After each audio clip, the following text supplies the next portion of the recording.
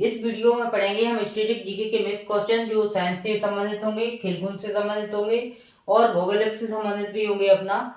तो इसमें क्वेश्चन दिया है पहला कि कौन से रोग को हड्डी तोड़ बुखार कहा जाता है। यानी ऐसा कौन सा रोग है जिस रोग को हम हड्डी तोड़ बुखार के नाम से भी जानते हैं। किसके नाम से जानते हैं? हड्डी तोड़ बुखार के नाम से जानते हैं। ऐसे रोग का नाम बताना है हमें। इसमें ऑप्शन दिया है गोनोरिया, निमोनिया, कालाजार या डेंगू। तो हमें याद रखना है जो हड्डी तोड़ बुखार होता है उसको कहते हैं हम डेंगू को। किसको कहते हैं?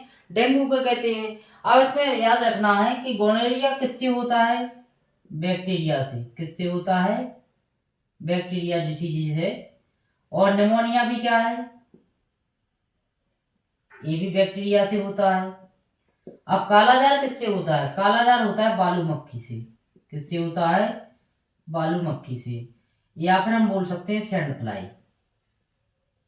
किससे? सैंड फ्लाई से ही बोल सकते हैं। अब डेंगू है। डेंगू किससे होने वाला रोग है? तो डेंगू वायरस से होने वाला रोग है। किससे होने वाला? वायरस से। और कौन से वायरस से होता है? अरबो वायरस। किससे होता है? अरबो वायरस से होता है।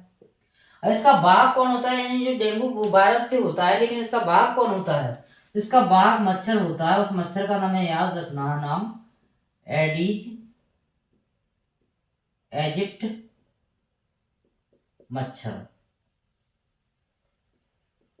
यानी कि हम याद रखें जो वायरस है इसमें डेंगू जो रोग है वो किससे होता है? वायरस से होता है। इसका वाहक कौन है? एडीज एजिप्ट जो एडीज मच्छर होता है उससे जो क्या होता है? डेंगू होता है।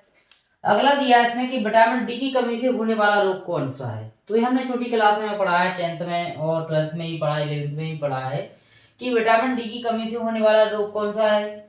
बेरी बेरी है या ऑस्टियोमलेशिया है या स्कर्वी है या गदगुंदी है। तो बेरी बेरी रोग किसकी कमी से होता है? विटामिन बी की कमी से होता है। स्कर्वी किसकी कमी से होता है? विटामिन सी की कमी से। किसकी कमी से? सी की कमी से होता है। और रतौंधी किसकी कमी से होता है? ए की कमी से। अब इसमें बचा क्या है? ऑस्टियोमलेशिया। ये होता है विटामिन डी की कमी से। किसकी कमी से होता है? विटामिन डी की कमी से होता है इसमें। अब इसमें एक बात करें कि विटामिन डी की कमी से हमने क्लासों में पढ़ा है कि रिकेट्स होता है। ये हमने बहुत पढ़ा है। लेकिन विशेष ध्यान रखें इसमें, रिकेट्स जो विटामिन डी की कमी से रोग होता है वो किसमें होता है? बच्चों में होता है। खासतौर से किसमें होता है? बच्चों में होता है। किसमें होता है? बच्चों में हमें देखने को मिलता है। कौन सा? रिकेट्स। अब इसमें जो ऑस्टियोमलेशिया है वो किसमें होता है? वयस्क में होता है, यानी एडल्ट। यानी कि हम बात करें जो वयस्क मनुष्य में कौन सा रोग होता है?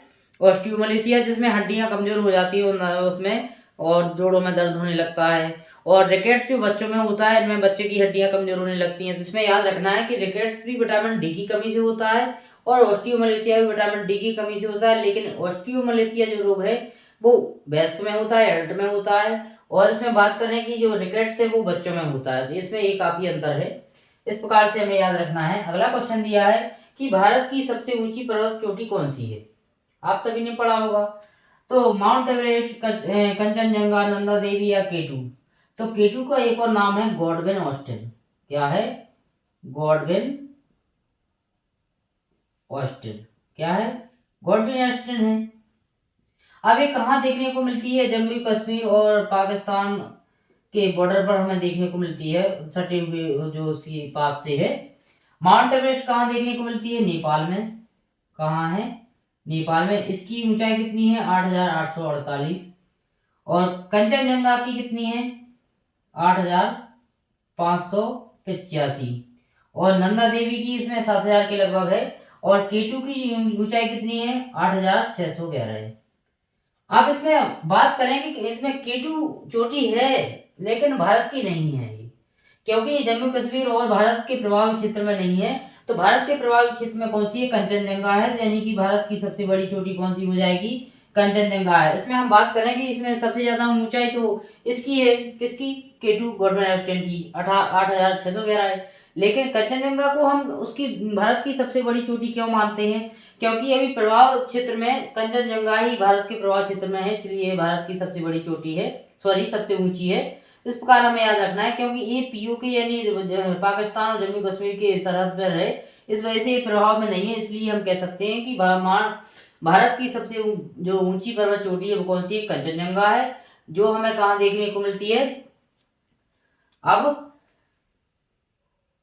कंचनजंगा हमें देखने को मिलती है कहाँ पर, सिक्किम में। कहाँ देखने को मिलती है, सिक्किम में। अब इसमें नंदा देवी कहाँ मिलती है हमें, उत्तराखंड में। कहाँ, उत्तराखंड में। अगला क्वेश्चन दिया है इसमें कि खेलों की राजधानी किस खेल को कहा जाता है। तो खेलों की राजधानी हम एथलेटिक्स को कहते हैं, जिसमें क्या होता है, दौड़ भी होती है, कूद भी होती है, और फेंक का मतलब भाला फेंक, और जंप होता है, उसमें रनिंग भी होती है, उसको क्या कहते हैं, एथलेटिक्स बोलते हैं। एक खेलों की राजधानी कहलाता है, इसके नाम से जानते हैं हम। अब इन क्वेश्चनों को हम रिवीजन करते हैं, और इन क्वेश्चनों के जो ऑप्शन है, ऑप्शन से हम कितने क्वेश्चन और कवर कर सकते हैं, देखो हम एक वीडियो में देखेंगे। कौन से रोग से हड्डी तोड़ बुखार कहा जाता है, कौन से रोग को, डेंगू को। डेंगू किससे होता है, एक क्वेश्चन यहाँ पर बन रहा है कि वायरस से होता है। दूसरा क्वेश्चन इसी से और बन रहा है कि डेंगू का वाहक कौन होता है, एडिज इजिप्ट मच्छर होता है। गोनोरिया किससे होने वाला रोग है, बैक्टीरियल डिसीज है। और निमोनिया किससे होता है, बैक्टीरिया से होता है। लेकिन एक बात इसमें याद रखें कि जो गोनोरिया है, इसमें गोनोरिया में प्रभावित अंग कौन सा है, यूरिन मार्ग। क्या है, यूरिन मार्ग प्रभावित होता है। और निमोनिया में क्या प्रभावित होता है, फेफड़े। क्या होता है, फेफड़े।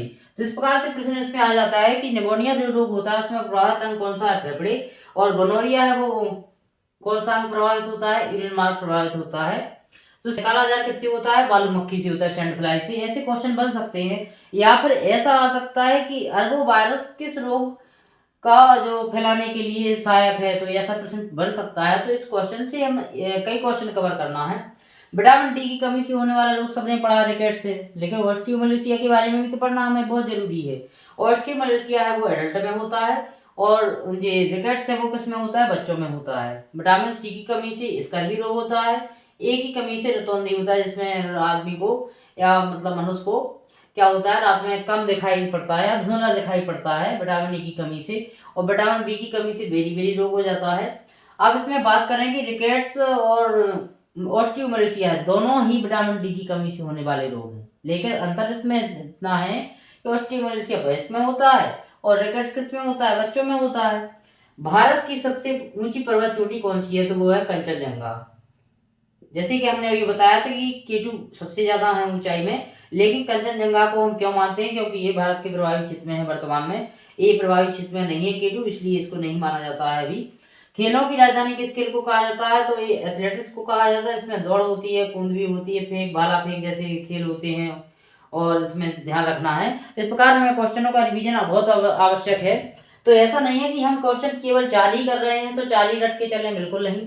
4 के अंतर्गत हम इसमें 10% और ज्यादा क्वेश्चन बना सकते हैं, जिससे हमें हेल्प हो सकती है। और कभी कभी हमें अलग क्वेश्चन भी एक दूसरे क्वेश्चन के माध्यम से कंप्लीट हो सकते हैं। इस प्रकार अपना 5वां दिया है कि गुरु शिखर किस राज्य में स्थित है। तो हमें याद रखना है गुरु शिखर जो चोटी है वो किस राज्य में स्थित है, वो है राजस्थान में। कहाँ है स्थित, राजस्थान में है। अब इसमें बात करें अरावली पर्वत की सबसे ऊंची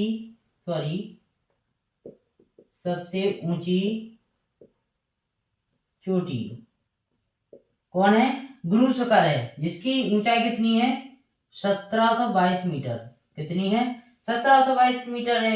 तो इसमें याद रखना है गुरु शिखर किस राज्य में है, राजस्थान में है। अरावली पर्वत की सबसे ऊंची चोटी कहा जाता है इसको। अगला क्वेश्चन दिया है कि आइस हॉकी की प्रत्येक टीम में कितने खिलाड़ी होते हैं, यानी आइस हॉकी जो खेल रहता है उसमें जो टीम रहती है कितने खिलाड़ियों की संख्या रहती है, प्लेयर की संख्या रहती है 6 होती है। कितनी होती है, 6 होती है। अब आइस हॉकी इसमें बात करें, आइस हॉकी में कितने प्लेयर होते हैं, 6 होते हैं। दीपा मलिक का संबंध किससे है, तो दीपा मलिक का संबंध शॉटपुट से है। शॉटपुट यानी गोला फेंक, और इससे संबंधित है। और शॉटपुट कहाँ की से बिलोंग करती हैं, ये हरियाणा से है, हरियाणा से बिलोंग करती हैं। अंतरराष्ट्रीय ओलंपिक समिति का मुख्यालय कहाँ है, स्विट्जरलैंड में है। कहाँ है, स्विट्जरलैंड में है। अब इसमें हम बात करें कि जो अंतरराष्ट्रीय जो ओलंपिक समिति है उसका मुख्यालय कहाँ देखने को मिलता है हमें? स्विट्जरलैंड में। इस प्रकार हम क्वेश्चनों को थोड़ा रिवीजन कर लेते हैं कि गुरु शिखर किस राज्य में है? राजस्थान में है। अरावली पर्वत की सबसे ऊंची चोटी कौन सी है? गुरु शिखर है। और आइस हॉकी में प्रत्येक टीम में कितने खिलाड़ी होते हैं? तो इसकी टीम में होते हैं 6 जो प्लेयर रहते हैं। दीपा मलिक का संबंध किससे है? शॉटपुट से है। अंतर्राष्ट्रीय ओलंपिक समिति का मुख्यालय कहाँ देखने को मिलता है हमें?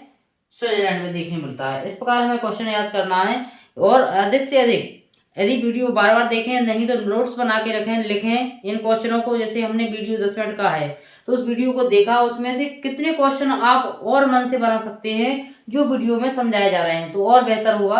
आप रजिस्टर पर लिखें और कितने क्वेश्चन और बन रहे हैं तो इस 10 क्वेश्चन में लगभग 30 या 35 क्वेश्चन बन सकते हैं। इस प्रकार अपना नवा क्वेश्चन दिया है कि संगमरमर की चट्टानों के लिए कौन सा शहर फेमस है, यानी ऐसा कौन सा शहर है जो संगमरमर की चट्टानों के लिए फेमस है, तो वो कौन सा है? अपना जबलपुर है।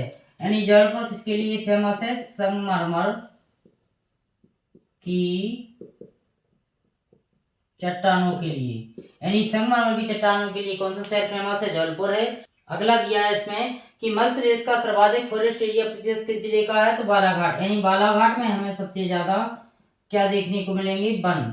क्या देखने को मिलेंगे? वन देखने को मिलेंगे। अगला क्वेश्चन दिया है कि कंप्यूटर हार्डवेयर है जिनमें से कौन सा है? स्मृति, प्रोग्राम, फाइल या माउस। तो ये आप सभी इसका आंसर क्या करेंगे?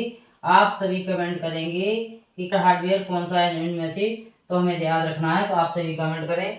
यदि आपको हमारा वीडियो अच्छा लगा तो कमेंट करें, शेयर करें और चैनल को सब्सक्राइब करें। Thank you for watching. बहुत बहुत धन्यवाद।